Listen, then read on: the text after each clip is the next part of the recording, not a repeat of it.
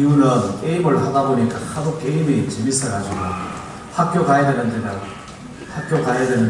한 판만 더 하다가 지각하고 그러다가 결석하고 그래서 결석을 하도 많이 해가지고 학점을 못 받았다. 게임 중독을 극복하기 위해서 결심도 하고 수없이 결심하고 실패하고 이렇게 실패를 거듭하기를 10년이 걸렸다. 그러다가 하나님의 말씀을 듣게 되고 하나님의 말씀으로 훈련을 받고 하나님 말씀을 적용하면서 게임 중독에서 완전히 자유를 얻었다. 해방이 되었다. 그렇게 고백을 하더라고요.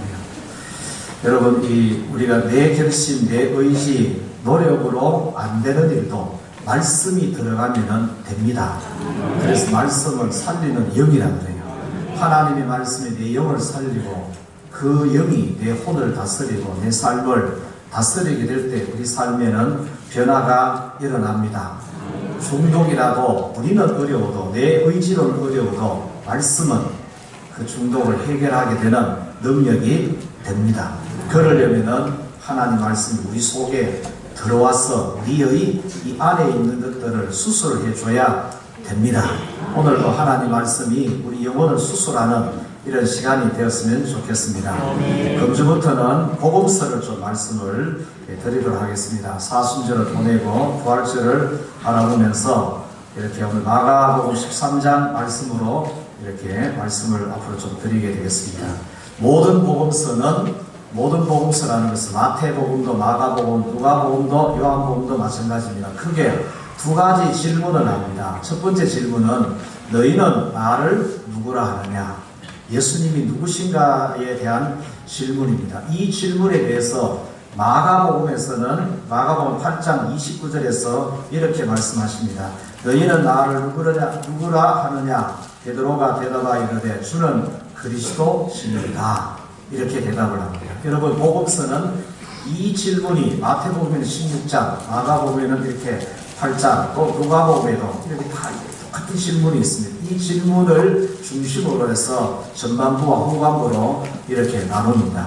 두 번째 질문은 그러면은 예수님께서 왜 오셨는가? 하나님의 아들인 예수님이 왜 이 땅에 오셨는가? 라는 질문이고, 이 질문에 대한 답을 마가복음에서는 10장 45절에서 이렇게 말씀하십니다. 인자가 온 것은 섬김을 받으려 함이 아니라 도리어 섬기려 하고 자기 목숨을 많은 사람의 대속물로 주려 함이니라. 예수님께서 자기 목숨을 대속물로 주기 위해서 십자가에서 죽으시는 거예요. 그래서 모든 복음서는 예수님이 십자가에서 죽으시고 부활하시고 승천하시는 것으로 복음서는 끝이 납니다.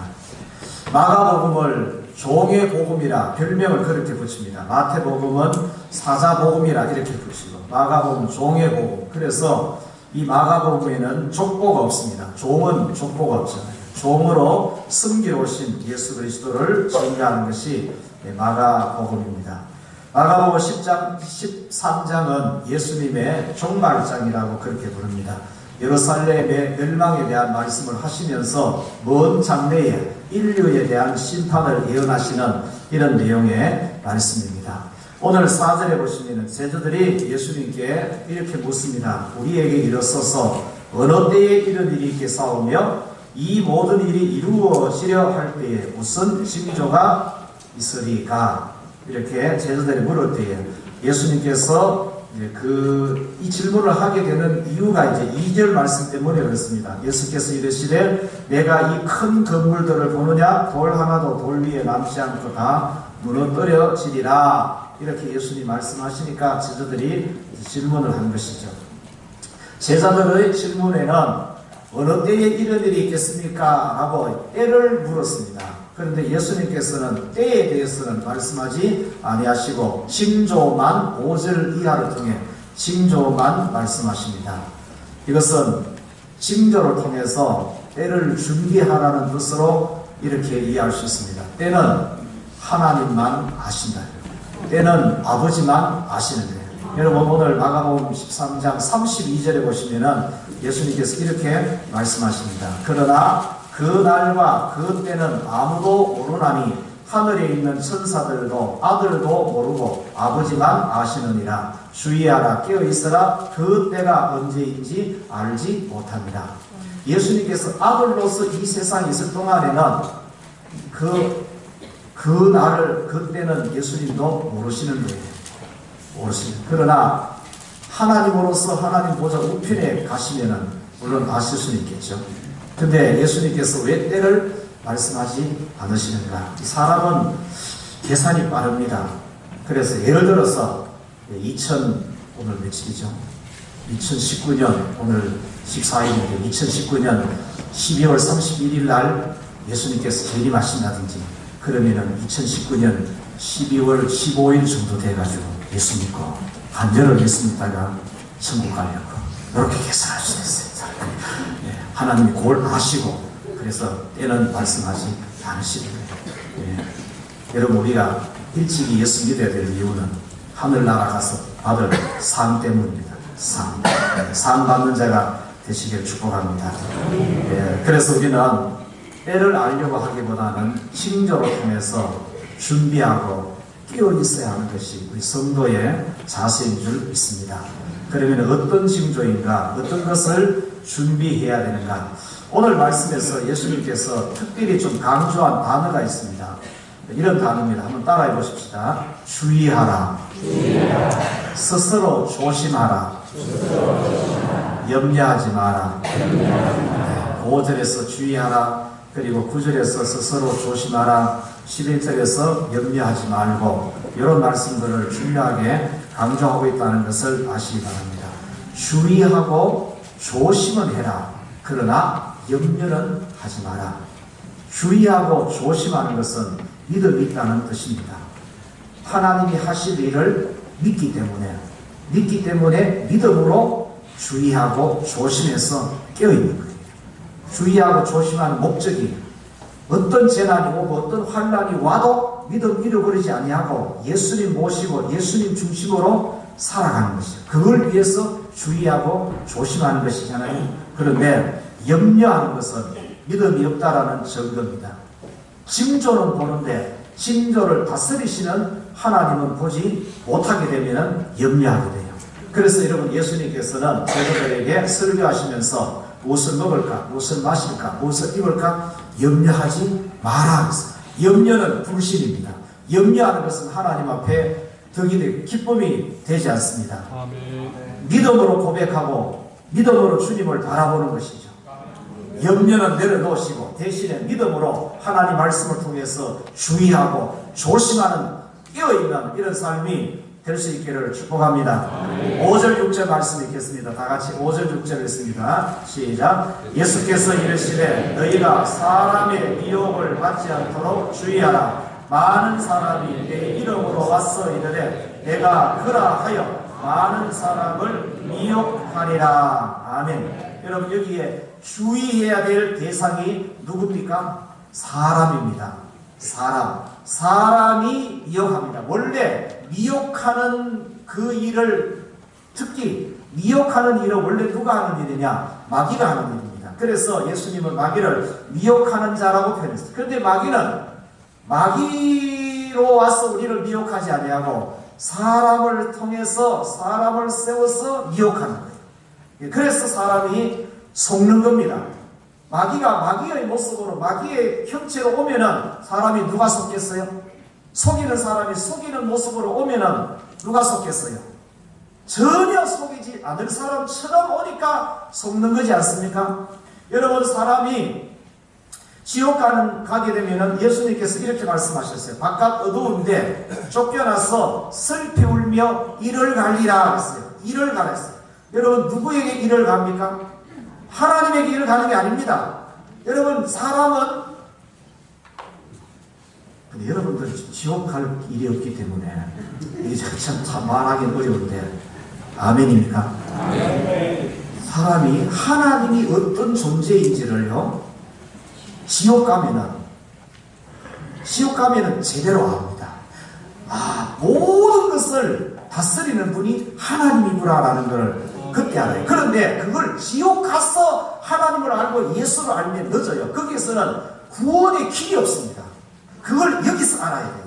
여러분 여기서 아는 것이 은혜인 줄 믿으시기 바랍니다. 그러면은 지옥에서 누구에게 일을 가느냐? 사람에게 속아본 적 있으십니까? 사기를 당해본 적 있어요?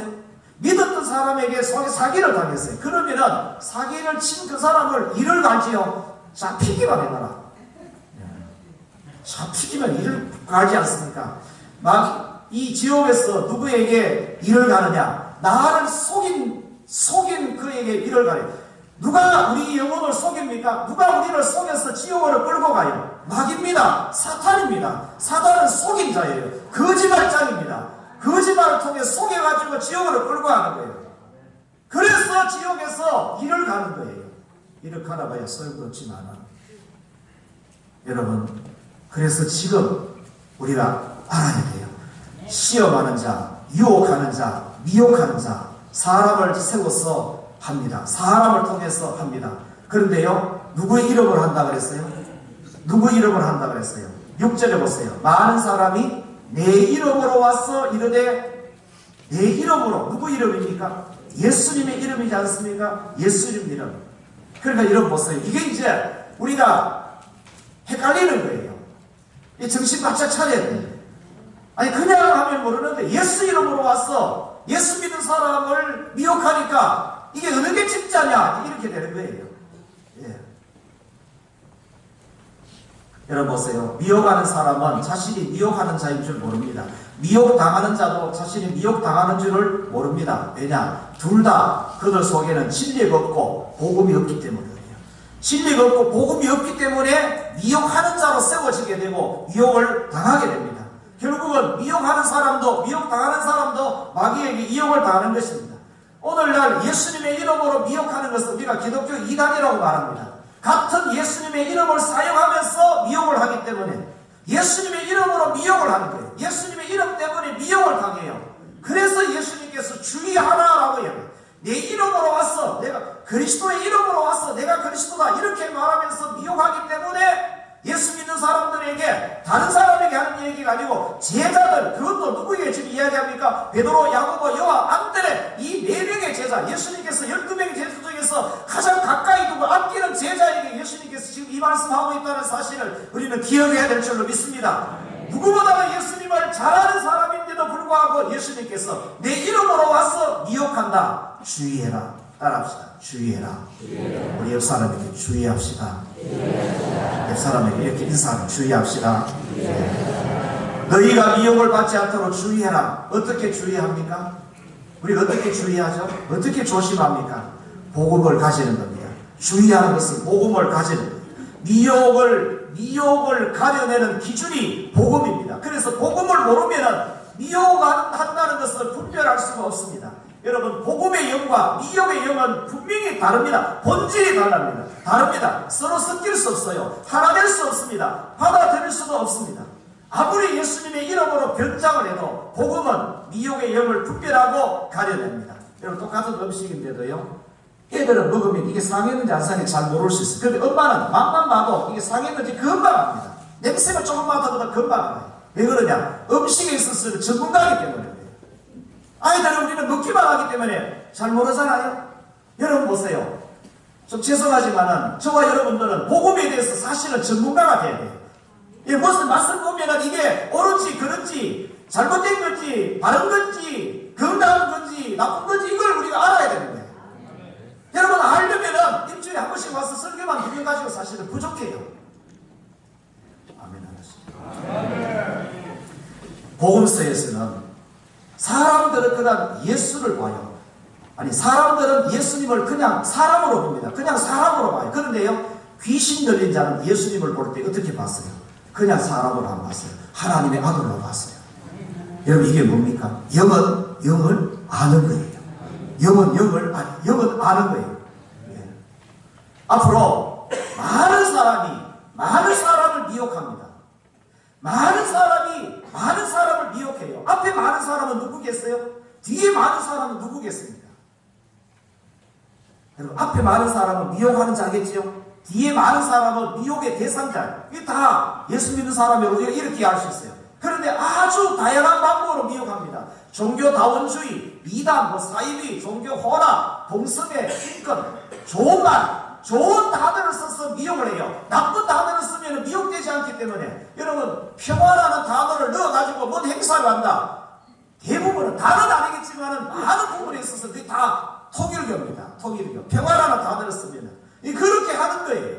그러니까 사람들은 모르면은 그냥 평화 뭐 행사하는 뭐 이렇게 생각하죠. 실제로 가보면은 가봐도요 거기서는 뭐 문성명, 통일교 이런 얘기는 안 합니다. 그러니까 분별하기가 사실은 어렵죠. 미혹을 분별하는 방법은 오직 한 가지입니다. 복음입니다. 예수입니다. 예수. 예수의 영, 성령을 받아야 될 줄 믿습니다. 다른 것으로는 미혹을 분별하고 미혹을 이겨낼 수 있는 길이 없어요. 오직 복음밖에 없고 오직 하나님의 말씀밖에 없습니다. 그래서 우리는 말씀 위에 서서 하나님의 말씀을 지키면서 하나님의 말씀을 인도함 받아서 개인적으로 저와 여러분들 이렇게 만나가지고 예배를 드리는 시간은 일주일에 다 합쳐봐야 10시간 정도밖에 안 되잖아요. 나머지 158시간, 일주일에 168시간 중에서 나머지 158시간 여러분이 각자가 어디에서 사는지 뭐 하는지 저도 모르고 여러분도 저도 모르고 나도 여러분을 모를 수도 있어요. 그 시간대에 미혹을 어떻게 우리가 뿌리치고 이겨내고 우리가 복음 위에 진리 위에 서서 살아갈 수 있습니까? 무엇이 여러분의 영혼을 지키겠습니까? 이렇게 수많은 방법으로 다양한 방법으로 우리 영혼을 해하려고 하고 미혹하려고 하고 하나님에게서부터 멀어지려고 하는 이런 시대를 살아가는 저와 여러분들이 어떻게 내 영혼을 지키고 무엇으로 내 영혼을 지키지요? 걱정이 되는 사람은 거기에 끄덕거리세요. 이러면 이게 진짜 우리가 걱정해야 되는 거죠. 7절 8절 읽겠습니다. 7절 8절 읽습니다. 시작. 난리와 난리의 소문을 들을 때 두려워하지 말라. 이런 일이 있어야 해.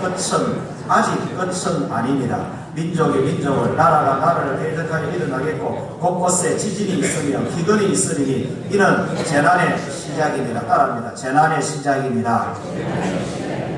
난리와 난리를 했죠. 민족이 민족을 싸우고 나라가 나라를 대적하고 지진이 일어나고 기근이 일어나는 이런 것들을 다 난리입니다. 난리. 우리나라는 6.25 전쟁을 한번 겪어가지고 조금 연세 드신 분들은 그런 걸 아는 분들은 조금 이렇게 어려움이 있으면 좀 난리 국통을 지키면 6.25 난리는 난리도 아니다 이렇게 이야기를 가끔 하죠. 경험이 있기 때문에 그렇습니다. 지난 20세기 동안에 엄청난 난리들이 이 인류 지구상 안에 있었습니다. 가장 큰 난리는 1차, 2차 세계대전입니다. 1차 세계대전으로 900만 명의 군인이 죽고 약 700만 명 이상의 민간인이 희생되었습니다. 그뿐 아니 1차 대전 이후에 전염병으로 죽은 사람이 수천만 명이라 그럽니다. 2차 세계대전으로 2700만 명의 군인이 죽고 2500만 명 이상의 민간인이 희생되었습니다. 그 이후에 일어날 지역적인 전쟁의 피해는 일일이 다 거론할 수가 없죠. 전쟁. 우리나라 전쟁만 해도 얼마나 많은 사람이 죽었어요. 20세기 지진의 피해는요. 1976년도 중국에서는 당산 지진에서는 24만 2천 명이 사망됐습니다. 남아시아 지진으로는 사망자 수가 22만 5천 명입니다. 그 이후에 일본, 이탈리아, 페루, 파키스탄, 이란, 칠레 제가 이렇게 등수를 한번 매겨보니까 인터넷을 통해서 이렇더라고요. 이런 거 우리가 다 실감을 못합니다. 아무리 숫자를 얘기해도 실감을 못하는데 몇 년 전에 포항에서 한번 지진이 있고 나서 그때는 사망자는 없잖아요. 그런데도 여러분 이 트라우마가 있어요. 부동산 경기가 상당히 어렵다고 해요. 그 여파가 아직도 그렇다.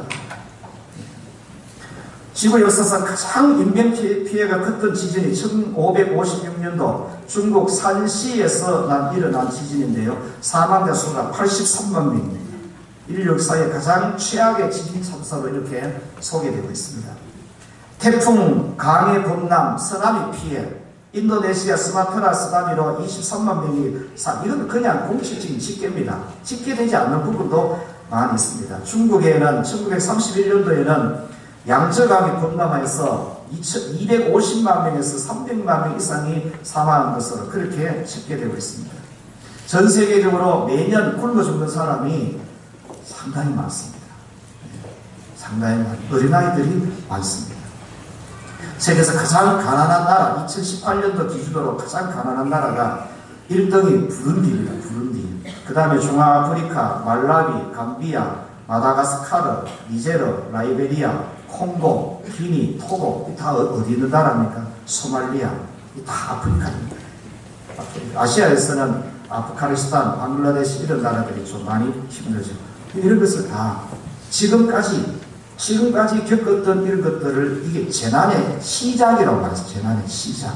그러니까 예수님께서 하신 말, 예수님은 하나님이시잖아요.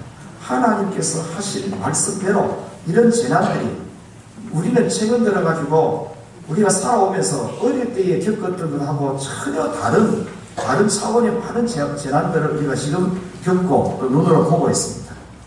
이거는 환경적으로 오는 것이잖아요. 여러분 9절부터 12절까지 좀 길지만 같이 한번 보겠습니다. 종교적인 환란의 시작이 됩니다. 있습니다. 9절부터 너희는 스스로 조심하라. 사람들이 너희를 고개에 넘겨주겠고 너희를 해당에서 매질하겠으며 나로 말미암아 너희가 권력자들과 임금들 앞에 서리니 이는 그들에게 증거가 되리라 합니다. 또 복음이 먼저 만국에 전파되어야 할 것이니라. 사람들이 너희를 끌어다가 넘겨줄 때에 무슨 말을 할까 미리 염려하지 말고 무엇이든지 그때 너희에게 주시는 그 말을 하라. 말하는 이는 너희가 아니요 성령이시니라. 형제가 형제를, 아버지가 자식을 죽는 데 내주며 자식들이 부모를 대적하여 죽게 하리라. 또 너희가 내 이름으로 말미암아 모든 사람에게 미움을 받을 것이나 끝까지 견디는 자는 구원을 받으리라. 아멘. 따라합니다. 끝까지 견디는 자는 구원을 받으리라. 재난은 모든 사람이 겪는 일입니다. 그러나 종교적인 환란은 모든 사람이 겪는 것이 아니고 복음을 믿는 사람들이 겪습니다. 복음을 믿는 사람들이 힘들게 하고 가족들이 힘들게 한다고 말씀하죠. 형제가, 아버지가, 자식들이 대적하여 죽게 한다. 이렇게 말씀하시면서 예수님께서 이렇게 말씀합니다. 말하는 이는 성령이십니다. 염려하지, 무슨 말을 할지 염려하지 마라. 무슨 일이 일어날지 무슨 말을 할까 염려하지 말라. 말하는 이는 성령이시다. 그러니 이 말은 혼자가 아니다 이 말이죠. 혼자가 아니다. 너와 함께 하면서 너를 지키고 보호하고 말하게 하시고 인도하시는 분이 계신다. 그분이 계셔야 된다. 그분이 누구시다? 성령이시다. 아멘입니까? 재난 가운데 환난 가운데 있다 할지라도 함께 있으면서 도와주시고 보호해 주시고 말하게 하시는 우리의 구주, 우리 주님 성령님이 우리 안에 계셔야 된다 그 말인 거예요. 그런데 이분이 없으면은 재난에서 환난에서 누가 우리를 보호해 주고 누가 우리를 인도해 줍니까? 마귀는 우르 사자와 같이 삼킬자를 찾는데 그 삼킬자의 표적이 복음이 있는 사람, 예수 믿는 사람이라면 교회 다니는 사람인데도 불구하고 그 속에 성령이 없으면 예수의 영이 없으면 누가 보호를 해줍니까? 누가 지켜주지요? 가족들에게 미움을 받는 일이 일어나더라도 염려하지 마라. 환난을 당하더라도 염려하지 말고 복음을 믿어라. 예수를 믿어라. 성령님을 받아라. 끝까지 견뎌내는 능력도 우리에게 있는 것이 아니고 누가 주신다? 성령님이 주신다.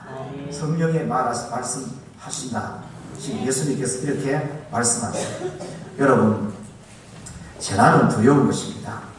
환난도 두려운 것이에요. 그런데요, 우리는 오늘 본문을 보면서 재난보다 더 큰 재난이 있습니다. 지금 성경에서 말씀하고 있는 이 재난, 제가 역사적으로 몇 가지 말씀드린 이런 재난보다 더 큰 재난이 있어요. 그 재난이 무슨 재난이냐? 예수 없는 재난이에요. 예수 없는 재난. 환난보다 더 큰 환난이 뭐냐? 예수 없는 것, 성령님이 없는 것, 복음이 없는 것이 큰 재난이고 환난이라는 사실을 믿으십니까? 여러분, 복음이 없으면 환난은 없을 수도 있어요. 환난은 복음 때문에 온다면 복음이 없으면 환난이 없을 수 있습니다. 그렇다면 우리는 선택해야 되지요. 환난이 들어와서 복음을 버릴 것인가 아니면 환난을 겪더라도 복음을 붙잡을 것인가 복음을 택할 것인가. 여러분, 이런 선택의 기로점에 우리를 하나님이 세우십니다. 어느 쪽을 해야 되겠습니까? 환난이 두려워서 복음을 버려야 되겠어요? 환난을 겪더라도 복음을 붙들어야 되고 우리가 복음과 함께 살아가야 되겠습니까? 소가 없으면 구유를 치울 이유가 없습니다. 그렇지만 소가 없으면 소가 주는 유익함을 누리지를 못하게 되는 것이죠. 왜 이런 일이 일어납니까? 오늘 본문의 중요한 것은 왜 이런 일이 일어나느냐? 우리는 그것을 1절에서 4절까지 말씀을 통해서 봐야 됩니다. 1절에서 4절 말씀이 오늘 본문에서 참 중요합니다. 좀 이따 읽어볼게요. 구약은 하나님의 역사는 성전 중심의 역사입니다. 성전의 형편에 따라서 성전이 더럽혀지고 성전이 타락하고 성전 안에서 우상을 섬기고 하면은 반드시 환란이 찾아왔습니다. 그러나 성전이 거룩하고 성전이 하나님 앞에서 성전의 기능을 제대로 잘하면은 그 나라는 누구는 어떤 나라도 넘볼 수 없는 나라로 하나님께서 강하게 세워주셨습니다. 그런데 오늘 1절에 보시기 바랍니다. 1절 읽겠습니다. 같이 1절 시작. 예수께서 성전에서 나가실 때 됐습니다. 예수께서 성전에서 나가시고 계시는 것이에요. 3절에 보시면은 3절에 예수께서 감람산에서 성전을 마주 대하여 앉으셨을 때에 라고 말씀하십니다. 자 보세요. 성전이 있어요. 저를 보세요. 저를 보세요. 성전이 있어요. 성전이라는 단어가 신약에는 두 단어를 씁니다. 하나는 히에론이라는 단어를 씁니다. 이 히에론은 이 건물을 말하는 거예요. 건물, 성전 전체를 말합니다. 또 하나의 단어가 있습니다. 나오스라는 단어입니다. 이 나오스는 성전 중에서도 가장 중요한 지성소를 말합니다. 지성소는 하나님께서 임재하시는 것이에요. 성전이 있어도 지성소에 하나님의 임재가 없으면 속죄함이 없습니다. 하나님의 축복이 없어요. 은혜가 없습니다. 반드시 지성소에 하나님께서 임재하심으로 인해서 성전은 성전의 기능을 다하게 되는 것입니다. 근데 오늘 본문에 보시면은 성전이 있는데 그 성전의 지성소가 하나님의 임재하심이잖아요. 하나님께서 육신으로 임재하신 분이 예수 그리스도신 거예요.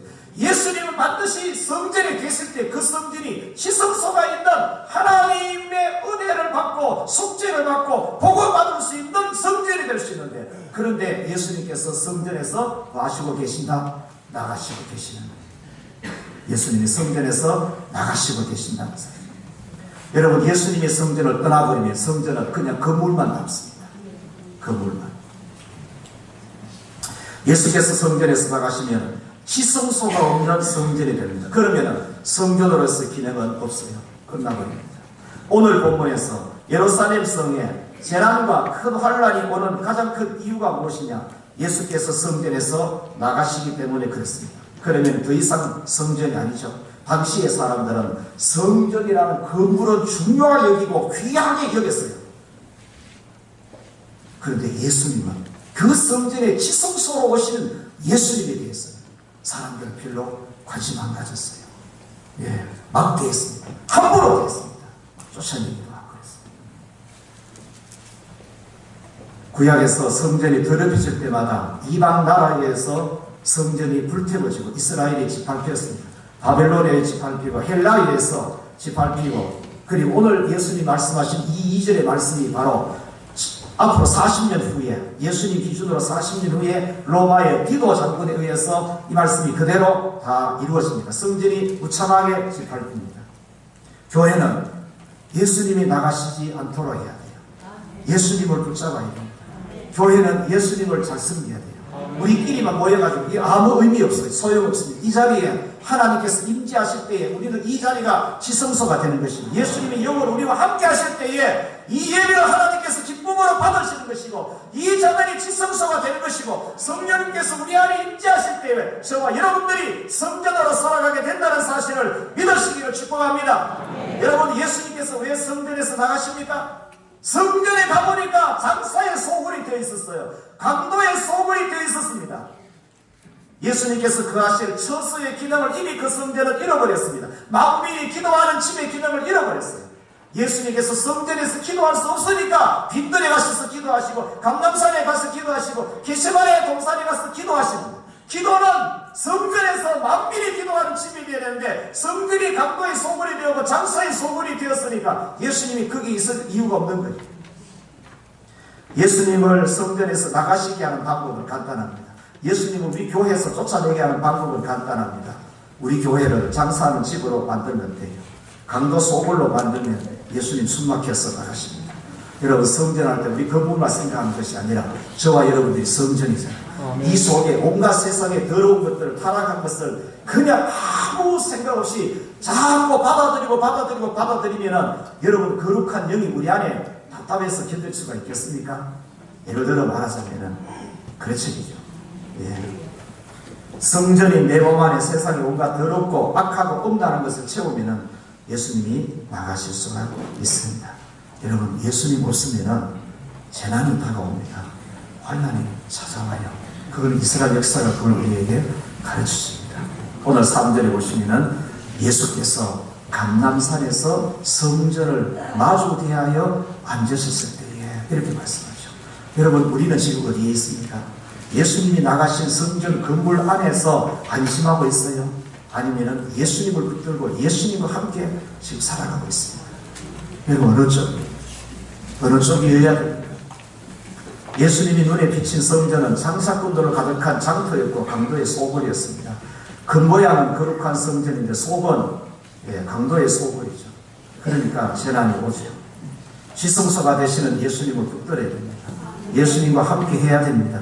예수님을 모시고 거룩한 성전으로 살면 재난과 환난은 두려워할 이유가 없는 줄 믿습니다. 오히려 재난과 환난은 하나님께서 우리를 순금같이 나오게 하시는 그러한 사건으로 사용하실 줄 믿습니다. 그래서 앞부분에서 주의하라, 스스로 조심해라, 염려하지 마라고 말씀하셨습니다. 재난은 염려하지 마라, 환난은 염려하지 마라.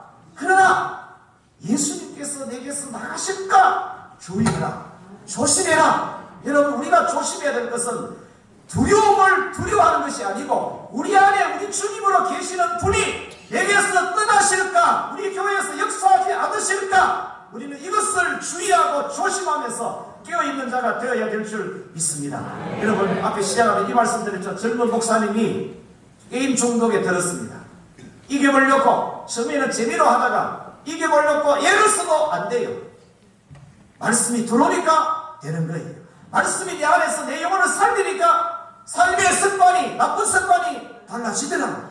여러분 우리에게도 나쁜 습관이 있을 수 있어요. 그것을 내 힘으로 고치려고 하면은 안 될 수도 있습니다. 안 되니까 포기해버려요. 그러지 마시고 말씀을 받으시기 바랍니다. 말씀으로 해결하시기 바랍니다. 말씀으로 우리 영혼을 살리며 우리 영혼을 인격을 살리고 우리 삶의 습관을 말씀이 살려가는 줄 믿으시기를 축복합니다. 끝까지 견디는 자는 구원을 받으리라 말씀하셨습니다. 세상이 우리의 형편이 어떤 난리가 일어나더라도 나라가 나라를 대적하는 일이 일어나더라도 곳곳에 지진이 있고 지진이 기근이 있더라도 예수님을 내 중심에 모시면 우리는 분명히 끝까지 견뎌냅니다. 예수님은 재난도 환난도 감당할 능력이 되어 주신다는 사실을 믿으십니까? 그래서 여러분 우리 이 40년 기간 동안에 예수님의 십자가를 묵상만 하면 안 돼요. 그 묵상한다는 말은 시편 1편의 묵상은 밥을 세워가면서 씨름하면서 하나님의 말씀을 듣고 말씀에 순종하려고 하는 것이 그게 묵상입니다. 여러분 예수님과 함께 하려고 함께 살려고 우리는 몸부림해야 됩니다.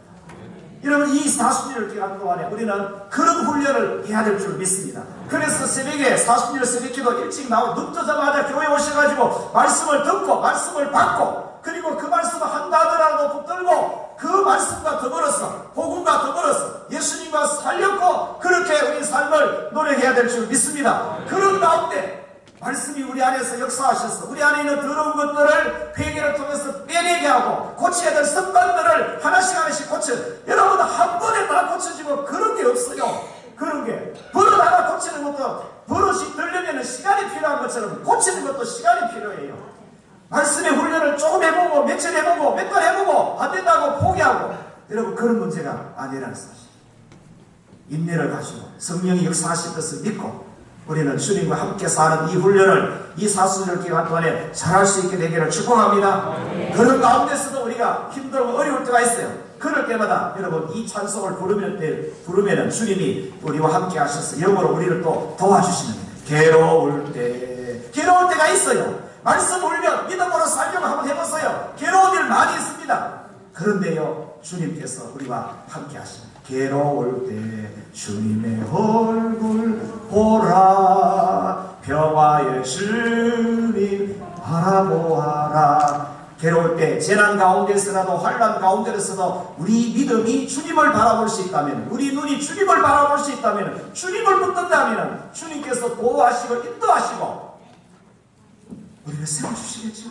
네, 이 찬양을 부르면서 위로 받으시기 바랍니다. 헌금위원은 헌금 준비해 주십시오.